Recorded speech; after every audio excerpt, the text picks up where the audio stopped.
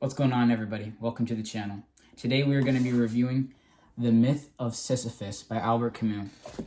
Before we get started, I just want to talk about what am I going to be doing on this channel. The goal is for me to publish a video on this about every week in correspondence to a book that I've been reading. If you want to see more of this, feel free to subscribe. If you don't, I don't really care. Alright, let's get to the book. Albert Camus was an Algerian-born French author. He is regarded as one of the most prominent figures in existentialist philosophy and the father of absurdism.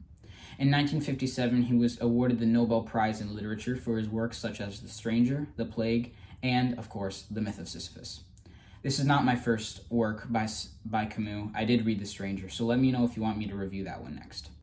The core question that Camus addresses in this novel is found in the first few sentences of the book. It reads, "There is but one truly serious philosophical problem, and that is suicide. Judging whether life is or is not worth living amounts to answering the fundamental question of philosophy. All the rest, whether or not the world has 3 dimensions, whether the mind has 9 or 12 categories, comes afterwards." Put simply, Camus famously says, "Does the absurd dictate death?" I know you might be thinking, Sammy, this is literary mumbo-jumbo. It doesn't mean anything. But hopefully by the end of this video, I will be able to show you what he means by this. First, let's break down what Camus means by the absurd, which, fair warning, is not an easy task.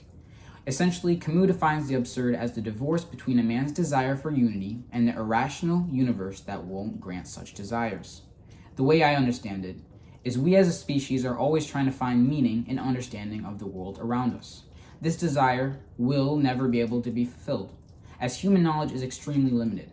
For example, in school, as you progress higher in math as a subject, you will inherit more problems than the knowledge you use to solve them. It's a paradox that entails the more you learn, the more we realize how little we understand. This lack of meaning is popular among many existentialist philosophers, such as Dostoevsky, Nietzsche, and Kierkegaard. However, Camus interprets the absurd as what separates absurdism apart from nihilism. Instead of falling into melancholy, Camus believes that one should embrace the absurd and live life to the fullest. He concludes that lack of meaning in life does not entail suicide. Further, he believes that it's better to live your life devoid of meaning. Near the end of the book, Camus introduces the titular myth of Sisyphus. Quickly summarized, Sisyphus was punished by the gods to constantly push a boulder up a mountain, cursed by never being able to get it up above the peak. Most depictions of this show the tragedy of the torture. Camus sees it differently. He says in one of the most famous quotes in philosophy, "One must imagine Sisyphus happy." If there was one thing you could get out of this video, it should be that.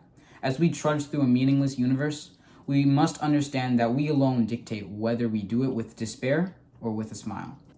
So what did I think about the book?